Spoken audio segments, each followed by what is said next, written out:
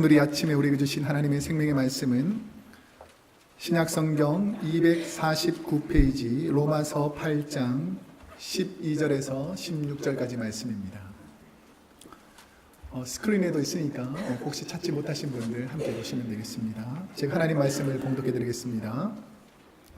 그러므로 형제들아 우리가 빚진 자로되 육신에게 져서 육신대로 살 것이 아니니라. 너희가 육신대로 살면 반드시 죽일 것이로되 영으로서 몸의 행실을 죽이면 살리니 무릇 하나님의 영으로 인도함을 받는 그들은 곧 하나님의 아들이라. 너희는 다시 무서워하는 종의 영을 받지 아니하였고 양자의 영을 받았으므로 아바 아버지라 부르짖느니라. 성령이 친히 우리 영으로 더불어 우리가 하나님의 자녀인 것을 증거하시나니. 아멘. 오늘은 로마서 8장 12절에서 16절 말씀을 중심으로 내 인생의 좋은 인도자라는 제목으로 하나님 말씀을 선포하도록 하겠습니다. 주일날 왔을 때에 한 번 이상 웃으면 영적으로나 육적으로 아주 건강해집니다. 그래서 우리 옆 사람에게 이렇게 한번 고백했으면 좋겠습니다. 당신 때문에 기쁨이 넘칩니다. 아까 옆 사람에게 시작. 당신 때문에 기쁨이 넘칩니다. 당신만 보면 짜증이 납니다. 이게 아니라 당신을 보면 힘이 넘치고 기쁨이 넘치고 감사가 넘친다. 이게 얼마나 복된 일인지 모릅니다. 우리는 이 땅에 살면서 어쩔 수 없이 누군가에게 영향을 받으며 살게 되어 있습니다. 기쁜 사람하고 있으면 기뻐지고 슬픈 사람하고 있으면 약간 슬퍼지잖아요. 그래서 우리 주위에 있는 분들이 힘을 얻고 기쁨을 누릴 수 있도록 당신 때문에 살맛이 납니다. 당신 때문에 기쁩니다. 라고 고백하게 되면 진짜 살맛 나는 세상이 된다는 것입니다. 누군가에게 영향을 받으며 산다는 것은 그 사람의 말과 행동, 그를 통해 영향을 받은 것이 내 삶에 적용되어서 생활 속에서 나타난다라는 것입니다. 우리가 잘 아시다시피 로마에 가면 어떻게 하라고요? 로마의 법을 따르라. 이 말이 뭐냐면 우리가 살고 있는 그 문화와 시대의 영향을 받으며 사는 분들은 어쩔 수 없이 그 영향 안에서 누리며 살아야 된다는 것입니다. 그런데 어떤 분들은 시대와 문화와 전혀 상관없이 나는 내 뜻대로 살겠다. 나는 내 고집대로 살겠다. 나는 내가 좋아하는 대로 살겠다라고 생각하는 분들도 있습니다. 우리가 이 미국이 이렇게 현대화되고 발전되어 있지만 우리는 특별히 마을을 딱 정해가지고 그냥 이전 마을 그대로 살겠다라고 생각하는 분들도 있습니다. 그게 나쁜 것은 아니지만 그분들 나름대로 고집이 있는 거죠. 한국에도 보면 현대 문화와 우리랑은 맞지 않다. 그래서 우리는 이 마을에서는 조선시대처럼 살겠다라고 생각하면서 사는 마을이 경남 하동에 가보면 무슨 동인 줄 아세요? 예, 청학도. 거기 가면 아직도 머리띠 막 메고 갓 쓰고 상투하고 이렇게 다니죠. 왜냐하면 그분들은 이 변화되는 세상이 나랑 맞지 않고 나는 과거의 문화가 좋고 그 환경대로 살겠다라고 생각하고 사는 분들입니다. 그러면 제가 한번 여쭤볼 테니까 한번 곰곰이 생각해 보세요. 만약에 추운 겨울에 우리 따뜻한 물이 나오는 이 집안이 있는데도 불구하고 청학동에 살면서 밖에 나가가지고 얼음을 깨워가면서 이 빨래를 막 한다고 여인들이 생각해 보세요. 기분이 어떻겠습니까? 그리고 이 밥솥에 쌀 넣고 딱 버터만 누르면 밥이 쫙 되는데 추운 겨울에 산에 가가지고 나무에서 불 떼고 장작 피워가지고 밥을 그것도 1년 365일 계속 해야 된다고 생각하면 여러분은 어떻겠습니까? 그것도 참을만 한데 이 욕조에 가서 따뜻한 물을 받아 넣고 차운 물, 더운 물 쫙 이렇게 씻을 수 있는데 따뜻한 물은 온데간데 없고 매일 찬물로 지내야 한다면 여러분은 가고 싶습니까? 이것도 참을 수 있는데 이 푸세식 화장실에 집안도 아니고 밖으로 나가가지고 언제 나올지 모르는 그 동물들의 울음소리를 참아가며 그 밤에서 이 나가서 이 화장실에 가야 되는 그런 화장실에 갈 것인가, 아니면 불만 켜면 다 이 아름다운 멋진 화장실에서 내가 살 것인가. 이렇게 생각해 보니까 저는 청학동으로 못 갈 것 같더라고요. 왜냐하면 지금 우리가 누리는 이 문화와 환경을 거스러서 사는 분이 좋을 수도 있지만 그것이 맞지 않을 수도 있다라는 것입니다. 새로운 시대의 문화와 환경을 받아들이지 못하는 사람은 삶은 현재에 살고 있지만 생각과 행동은 과거에 머물러 있지 않나라고 생각할 수도 있다는 것입니다. 신학적인 관점에도 이와 비슷한 것이 있습니다. 구약 시대에는 인간을 전체 하나님이 통치하는 영역에서 한 일부로 봤습니다. 그래서 인간들은 역사의 중심에 있는 것이 아니라 하나의 일부, 부분적으로 생각했어요. 그래서 인간들은 절대적인 신을 찾기 위해서 구약 시대는 주로 해나 달이나 짐승이나 여러 가지 사물을 보고 신인 것처럼 숭배하고 살게 되었습니다. 그런데 BC 5세기에서 6세기경에 인간의 이성의 눈이 뜨기 시작했어요. 그래서 사람들은 절대자인 신과 자연에서 한 개인과 인간에게 사고와 생각이 집중되게 되었습니다. 그 계기가 바로 예수님께서 이 땅에 오심으로 인해서 예전까지는 하나님의 절대적인 주권을 통해서 사람들이 구원의 반열에 이르렀다면 이제는 한 개인이 인격적으로 내 모든 죄를 고백하고 내가 하나님 앞에서 죄인임을 고백하여서 구원의 은혜를 감격하느냐 못하느냐가 이제 한 개인에게 집중되기 시작했다는 것입니다.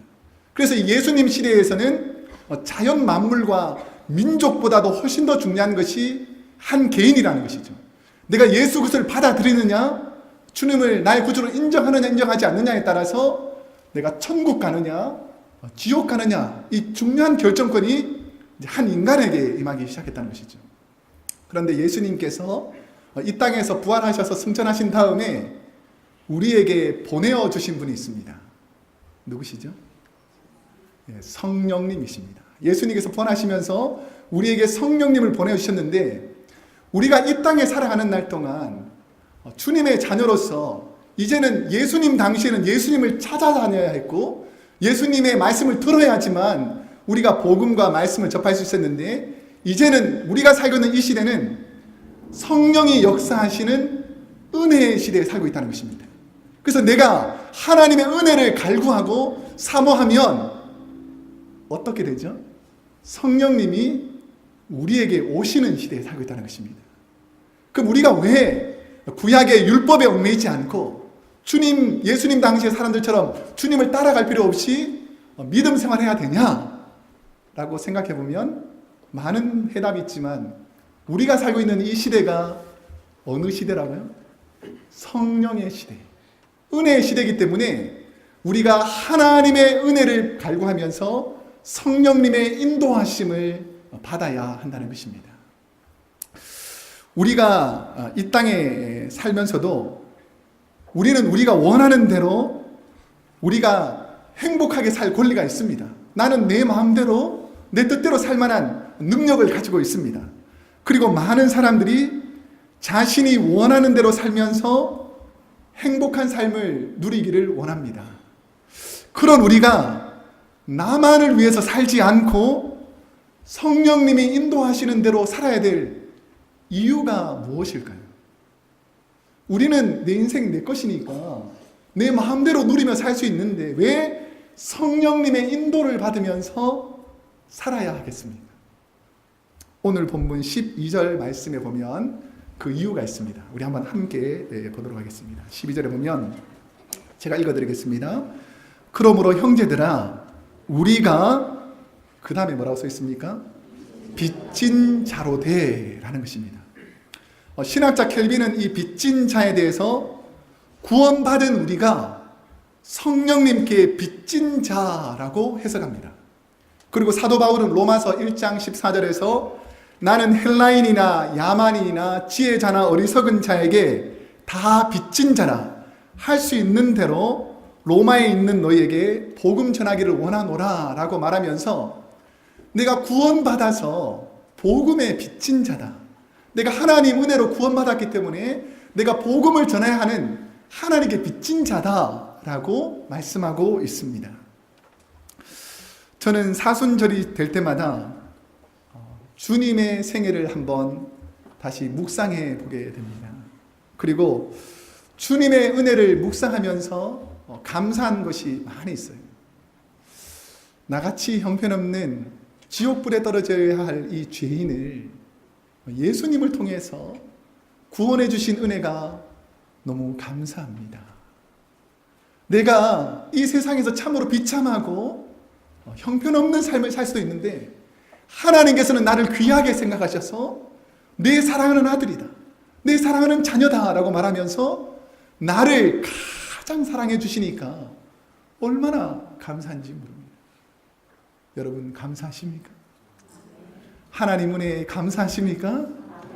우리는 값없이 은혜로 구원받은 주님의 빚진 자라는 것입니다. 휠체어 바이올리니스트로 유명한 미국의 라이트 주립대 차인홍 교수라는 분이 있습니다. 이분은 한국인 장애인으로서 83대 1의 경쟁률을 뚫고 미국 음대에서 처음으로 교수가 되신, 한국인으로서 장애인으로서 처음으로 교수가 되신 신실한 크리스찬입니다. 근데 이 차인홍이라는 교수님이 태어난 지 1년 만에 소아마비에 걸리게 됩니다. 그래서 이 하반신이 불구가 되는 거예요. 그것도 살기가 힘든데 6남매가 있는데 부모님이 연로하셔서 자녀들 키우기도 힘든데 이 장애를 가진 이 자녀가 있으니까 얼마나 가정에서 힘들겠어요. 그러니까 이 자녀가 9살이 되었을 때 재활원으로 보내게 됩니다. 그러니까 이 차인홍이라는 이분은 혼자서 이제 재활원에 가게 돼요. 그러니까 그곳에서 소망도 없이 꿈도 없이 이렇게 하루하루 버림받은 자녀처럼 살게 됩니다. 그런데 그곳을 지나던 그때 당시에 바이올리니스트로서 유명했던 강민자라는 분이 이 재활원을 지나가게 되는데 아이들을 보니까 너무 아름답고 사랑스러운 거예요. 비록 몸은 붉으지만. 그래서 이 자녀들에게 내가 어떻게 하면 도움을 줄까라고 생각하다가 자기가 사비를 털어가지고 그 꼬마 아이들에게 바이올린 하나씩을 다 사줍니다. 그러면서 그 꼬마 아이들에게 바이올린을 가르치기 시작했어요. 그런데 그 중에서 차인홍이라는 이 소년이 바이올린에 재주가 있는 거예요. 그래서 어린 나이에 이 바이올린 대회를 나갔는데 나가서 1등을 하는 거예요. 그러니까 얼마나 기쁘고 즐거웠겠습니까? 그런데 그때까지였다는 거죠. 초등학교까지는 겨우 졸업을 시켜줬는데 재활원에서 더 이상 교육을 시키지 않는 겁니다. 그러니까 이 초등학교를 졸업하고 갈 곳이 없는 거예요. 그러니까 늘 집안에 있으면서 자기는 바이올린 연주하는 것이 자기에게 가장 큰 소망이었고 피할 돌파구가 되었어요. 그러던 중에 하나님의 은혜로 좋은 배우자를 만나게 됩니다. 우리 남성분들 옆에 있는 좋은 배우자가 하나님의 은혜로 만난 분인 줄 믿기를 소원합니다. 아멘을 크게 해야 되는데. 그러니까 이 힘들고 어려운 이 여인에게, 이 차인홍이라는 교수님에게 이 여인이 가서 힘을 주는 거예요. 세상은 너를 조롱하고 비난할지 모르지만 하나님은 당신을 너무 사랑합니다. 소망을 가지고 힘을 내세요. 라고 격려해 주어가지고 이분이 24살이 되었을 때에 24살까지 쭉 검정고시를 쳐서 중고 이렇게 모든 검정고시를 패스하게 됩니다. 그러면서 하나님의 은혜로 서울음대 신동욱이라는 교수님을 만나서 대학교를 잘 졸업하게 됩니다. 그러면서 미국으로 유학을 오도록 그 신동욱이라는 교수님이 도와줘요. 그러면서 어렵고 힘든 상황 속에서 이 부인이 이 차인홍이라는 이 교수님을 열심히 잘 내조해서 박사학위도 받고 미국에서 힘들다는 라이트 주립대에 하나님 은혜로 교수로 임명됩니다. 그러면서 이분이 고백하는 자기의 인생이 이렇다는 거예요. 자신의 인생을 되돌아보면서 가장 많이 했던 말, 내가 인생을 되돌아보면서 하나님께 가장 많이 했던 말이 무엇이냐라고 고백하면서 이분이 이렇게 말씀하시더라고요. 하나님, 한 번만 도와주세요. 내 인생이 힘들고 어려울 때 하나님, 한 번만 도와주세요 라고 기도를 가장 많이 했다는 것입니다. 그러면서 하반신 마비인 불구의 몸으로 학벌도 없는 검정고시 출신으로 이 험한 세상 가장 많이 할 수밖에 없었던 이 말이 하나님 한 번만 도와주세요 라고 날마다 기도했다는 것입니다. 대학 강단에서 세계적인 바이올린 연주가가 되게 해주셨던 그 차인홍 교수님이 고백하는 말이 나의 삶은 다 하나님의 은혜이고 나는 하나님의 은혜에 빚진 사람입니다 라고 고백하며 살고 있다는 것입니다. 여러분은 하나님께 어떤 은혜를 받고 사시고 있습니까? 여러분이 힘들어 눈물 흘리며 하나님 한 번만 도와주세요 라고 외치며 기도하며 눈물 흘리던 시절 하나님은 여러분의 삶에 어떤 은혜를 주셨습니까? 저도 설교를 준비하면서 주님께 받은 은혜의 빚을 갚고자 목회자가 되기로 다짐하면서 불렀던 김석균 씨의 주님의 빚진 자라는 곡이 있습니다. 설교를 준비하면서 아마 여러 번 불렀던 것 같습니다. 이 찬양을 제가 같이 부르려고 하는데요. 제가 젊은이들한테 물어보니까 모른다고 그러더라고요. 그래서 제가 같이 불렀는데요. 혹시나 아시는 분은 따라 부르시고 함께 부르시고 모르시는 분들도 따라 부르시면 좋겠습니다.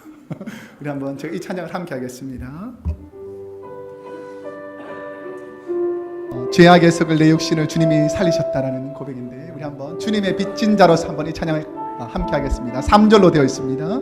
죄악의 썩은 내 육신을 죄악의 썩을 내 육신을 주님이 쓰시려 했네. 죽음의 덫에 걸려있는 몸 주님이 쓰시려 했네. 속죄하는 손 치유하시고 속죄하는 법 치유하셨네. 새 생명 얻은 이 몸 다 바쳐 주님께 영광 돌리리. 먹물로 치라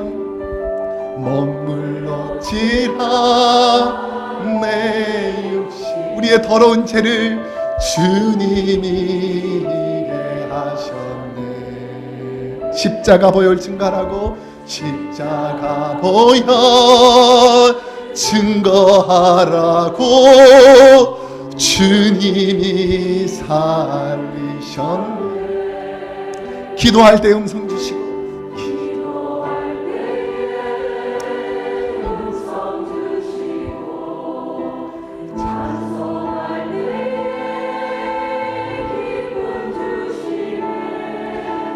내 작은 입이 내 작은 몸이 주님의 붙들린 자 평생 갚아도 빚진 자 되어 평생 갚아도 빚진 자 되어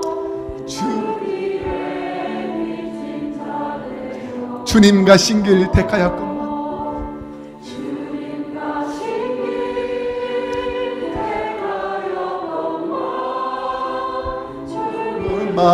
솟구치네. 생명 주시니 주님이시라. 생명 주시니 주님 능력 주시니 주님이시라. 능력 주시니 말씀 전하여 복음 전하여 주님의 빛을 갚으리.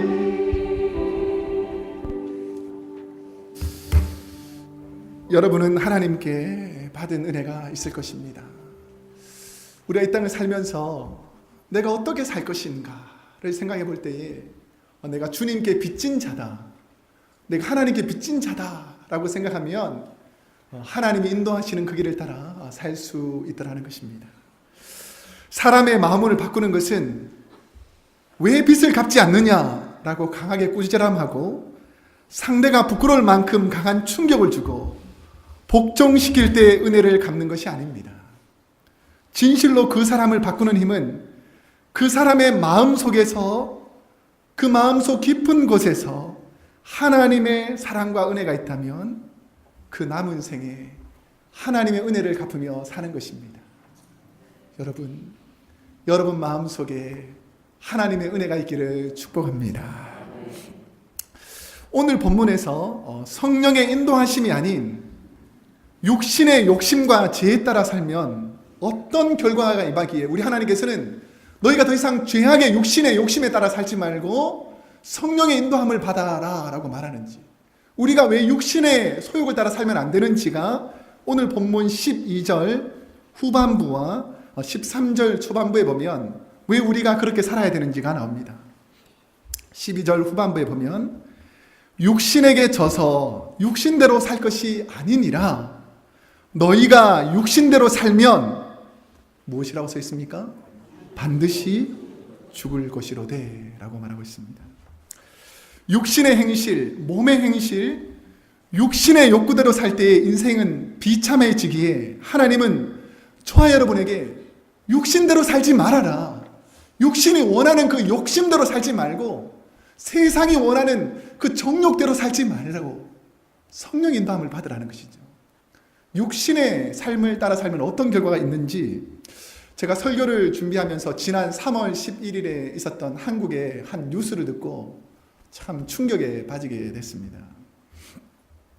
울산의 한 계모가 엄마가 자신의 혈기와 분을 참지 못하고 6살, 8살 먹은 의붓딸을 무참히 때려 숨지게 한 사건으로 법정 최고형인 사형을 선고받게 됩니다. 그 울산지검의 김형준이라는 검사가 이렇게 말하더라고요. 딸을 살해한 이 피고인은 사소한 이유로 3년 동안 의붓딸을 잔혹하게 폭력을 행사하고 상해와 화상, 골정을상 등을 입혀 결국 피해자가 사망에 이르게 했다. 8살 먹은 아이를 사망에 이르게 했다라고 선고했습니다. 살해 범인 이 의붓 어머니는 당일에도 딸이 소풍을 가고 싶어 한다는 이유로 딸의 갈비뼈를 때려서 무려 16개가 부러지도록 무자비하게 구타하고 결국 생명을 잃게 하고 말았습니다. 이 계모 40살 박 씨는 8살인 의붓딸을 1시간 동안 머리, 가슴, 배 등 급소를 포함해서 신체 주요 부위를 집중적으로 수없이 때리고 발로 찼으며 무자비한 폭력으로 이 양이 비명을 지르며 주저앉아 얼굴이 창백해진 상황을 인식하면서도 폭력을 중단하지 아니하고 집중적으로 때려 죽게 만들었다라고 말합니다. 혈기를 참지 못하고 화를 주체하지 못하고 저지른 참으로 끔찍한 일이라는 거예요. 여러분, 우리가 육체 안에 있으면, 육체의 혈기대로 있으면 인간이 도저히 상상할 수 없는 그런 악하고 끔찍한 일들도 서슴지 않고 행하는 것이 바로 우리 연약한 인간이라는 거예요. 여러분, 육체대로 살지 않기를 축복합니다. 저는 목회를 하면서 자신의 혈기를 참지 못하고 화를 내고 싶을 때 화를 내고 결국 부끄러움을 당하는 분들도 많이 보았습니다. 술을 드시기 전에는 참으로 온순한 분이셨는데 술만 마시면 폭력적으로 사나운 분으로 바뀌는 분들도 많이 본 적이 있습니다.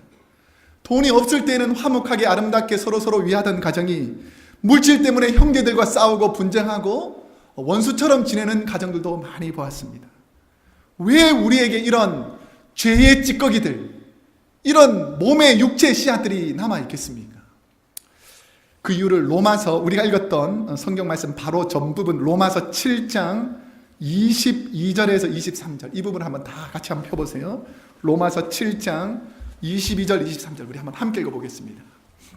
시작.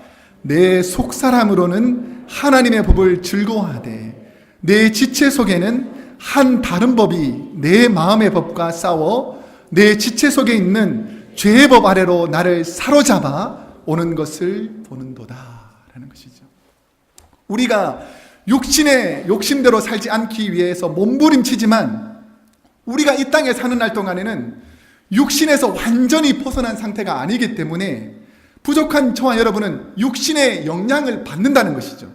반복적인 죄, 이웃을 향해서 시기하고 질투하고 원망하고 내 속에서 정욕과 세상의 욕심을 따라서 살더라는 것입니다. 그러면서 사도 바울이 내가 육신의 소욕대로 사는 이 상황을 어떻게 표현하고 있냐면 우리 7장 24절 우리 한번 함께 읽어보겠습니다. 로마서 7장 24절 시작. 오라 나는 곤고한 사람이로다. 이 사망의 몸에서 누가 나를 건져내랴 라고 말합니다. 왜 그렇습니까? 구원받고 거듭나서 성령을 받았지만 이 땅에서 완전히 성화의 단계를 마치고 천국에서 영화로운 존재로 바뀌기 전까지는 우리는 불완전한 상태라는 것입니다. 우리가 구원받아 하나님의 자녀의 신분을 부여받았지만 우리의 삶은 아직 천국에 들어가기 전까지는 이 땅에서 죄의 종로를 탈 수 있고 우리 혈기의 종로를 할 수 있고 내가 원하는 육신의 소욕대로 살 수 있기 때문에 절대로 육신의 욕심대로 살지 말고 성령의 인도함을 받아야 된다. 너가 성령의 인도함을 받지 않으면 이 육신의 소욕들이 너를 지배할 수 있다라고 성경은 말씀하고 있다는 것입니다. 왜 우리가 이러한 갈등 속에서 성령의 인도하심을 받으며 살아야 하겠습니까? 오늘 본문 13절 말씀에 보면 다시 로마서 8장 13절로 보시면 그 이유가 나와 있습니다. 우리 13절 후반부에 보면 너희가 육신대로 살면 반드시 죽을 것이로되 영으로서 몸의 행실을 죽이면 어떻게 된다고요? 살리라. 그러니까 영으로서는 말은 성령으로 너희 육신의 행실을 죽여야지만 너희가 살아날 수 있다는 겁니다. 내 안에 있는 더러운 육신의 더러운 생각들, 악한 행위들, 정욕들, 분내고 화내는 것들 이런 것은 우리의 노력으로 사라지는 것이 아니라 성령이 내 안에 역사할 때에만 그 인간적인 욕심들이 사라질 수 있다라고 말하는 것이죠. 그렇기 때문에 우리 안에 성령의 인도하심이 없으면 우리는 늘 쓰러지고 넘어질 수밖에 없다는 것입니다. 여러분의 삶에 성령님이 인도하시기를 축복합니다. 더 이상 죄악이 여러분을 지배하지 못하도록 성령님 내 삶을 인도하여 주셔서 이 육체의 소욕이 사라지게 하여 주옵소서라고 기도해야 된다는 것입니다. 그러면서 로마서 8장 2절에 보면 우리 8장 2절을 다시 한번 보겠습니다. 로마서 8장 2절에 보면 어떻게 해야지 몸의 행실을 죽일 수 있는가? 자, 한번 함께 읽어보겠습니다. 시작. 이는 그리스도 예수 안에 있는 생명의 성령의 법이 죄와 사망의 법에서 너를 해방하였음이라 라고 말하는 것입니다. 내 안에 생명의 성령의 법이 있어야지 죄와 사망의 법을 이길 수가 있는 것이죠. 나의 죄를 지배할 내가 죄의 지배를 받을 때에는 남편과 아내나 자녀들에게 사소한 것만 봐도 화가 난다는 거예요. 얼굴만 보면 짜증나고 저기 왜 내하고 같이 사는가 분을 내고. 왜 그런 줄 아세요? 죄와 사망의 법이 나를 주장하면 보기만 하면 화가 나는 거예요. 옆 사람 볼까요? 전 보기만 하면 화가 납니까? 이게 인간적인 죄와 사망의 법이 지배하게 되면 보기도 싫고 화가 나고 짜증나고 불평이 있고 원망스럽고. 그런데 이런 것을 몰아내는 것이 있습니다. 이게 바로 생명의 성령의 법이라는 거예요. 남편을 보면 안쓰럽고 아유, 날 먹여 살리겠다고 이렇게 열심히 일하는구나. 불쌍한 마음이 있고 아내의 젖은 손을 보면 이 아내가 나를 위해서 이렇게 고생하는구나. 좀 찔리는 분 많기를 축복합니다. 이렇게 귀한 마음, 성령님이 주시는 마음, 우리 자녀들, 우리 형제 자매들, 특별히 우리 교회 성도님들 너무너무 귀하다. 이것이 바로 생명의 성령의 법인 줄로 믿습니다. 왜 생명의 성령의 법이 지배해야 되냐면 생명의 성령의 법이 지배하지 않으면 죄와 사망의 법이 나를 누르기 때문에 우리 안에 생명의 성령의 법이 죄와 사망의 법을 이기기를 축복합니다. 일본으로 선교를 간 프란시스 사비에르라는 목사님이 일본 초창기 선교에 선교를 하러 간 거예요. 그러니까 서양의 선교사가 왔다니까 많은 사람들이 모여들기 시작했습니다. 그러면서 어떻게 설교하나 동네 분들이 많이 모여 있는 거예요. 그런데 이 사비에르 목사님이 설교를 하려고 단상에 딱 섰는데 한 젊은 청년이 이렇게 뒤에서 쫙 앞으로 이렇게 걸어오는 겁니다. 그래서 무슨 할 말이 있는 것처럼 이렇게 딱 손을 내밀어 가지고 그래 무슨 말 있는가 보다 하고 얼굴을 이렇게 쫙 내밀었더니 얼굴에다 침을 탁 뱉어버리는 거예요. 여러분 같다면 어떻게 했겠어요? 이 청년이 노렸던 게 뭐냐면 선교사도 침 뱉으면 버럭 화를 내면서 나쁜 행동을 보일 것이다. 그러니까 저런 사람 따를 필요 뭐 있겠냐라고 하려고 침을 뱉었는데 이 사베르 목사님이 아무 일도 없는 것처럼 이게 얼굴에서 침을 닦고 말씀을 차분하고 평온한 마음으로 전하기 시작하더라는 거예요. 그러니까 그 전까지는 이 사람이 어떤 사람인가에 관심을 가지고 모였던 사람이 청년을 째려보기 시작하고 이 목사님이 대단하구나. 도대체 저분은 어떤 것을 마음속에 가지고 있기에 이렇게 치욕적이고 모욕적인 행동에도 전혀 변화가 없이 하나님 말씀을 잘 전하는가에 대해서 더 깊은 감동이 있더라는 것이죠. 그러면서 그 마을에서 가장 존경받는 한 교수님이 계셨는데 그 교수님이 이 사비에르 목사님을 이렇게 평가하더라는 것입니다. 사람에게 이러한 덕과 교훈을 주며 철저히 온유와 겸손으로 자신에게 악한 일을 한 사람을 용서할 수 있는 힘과 용기는 하나님 외에는 주실 수가 없다라고 고백하면서 많은 사람들이 하나님께로 돌아오더라는 것입니다. 우리가 때로는 억울한 상황에 처할 수도 있고 남에게 욕을 먹으며 비난받을 때가 있고 말도 안 되는 일로 고난받을 때가 있지만 그 상황 속에서 육체 행실을 따르지 아니하고 성령님이 인도하시는 성령의 법이 나를 주관하게 되면 하나님의 놀라운 역사가 일어나더라는 것이죠. 오늘 본문 14절 말씀에 보면 이렇게 말씀하고 있습니다. 한번 함께 읽어볼까요? 14절 시작. 무릇 하나님의 영으로 인도함을 받는 그들은 곧 하나님의 아들이라 라는 것입니다.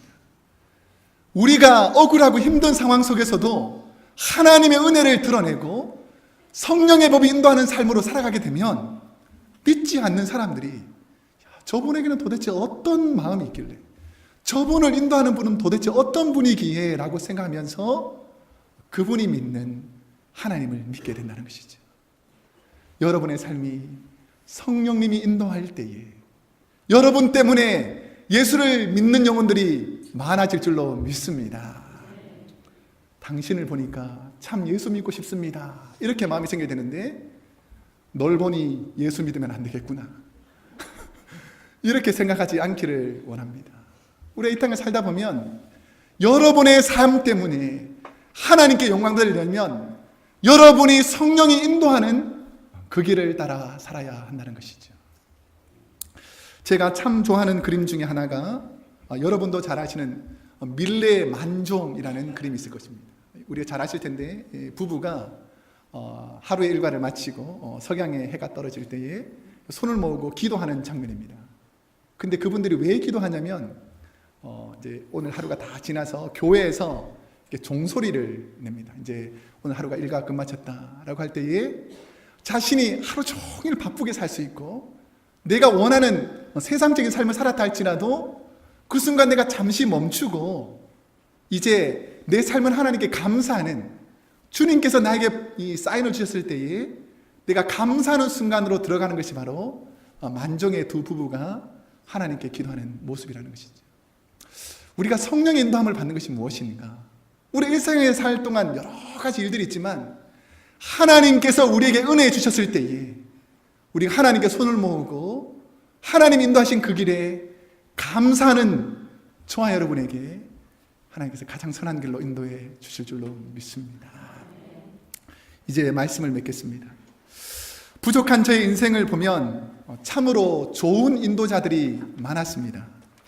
모태신앙으로 자랄 수 있도록 인도하여 주신 부모님, 신학의 길에서 바른 신학과 영성을 가질 수 있도록 지도해 주신 이 신학교 교수님들, 부족한 제가 목회를 시작하면서 바른 목회의 모범을 보여주셨던 많은 신학의 목회자 선후배님들, 그리고 부족한 목회자를 위해서 쉼없이 기도해 주시는 우리 사랑하는 성도님들과 가족들, 이 모든 분들이 저에게 좋은 인도자였습니다.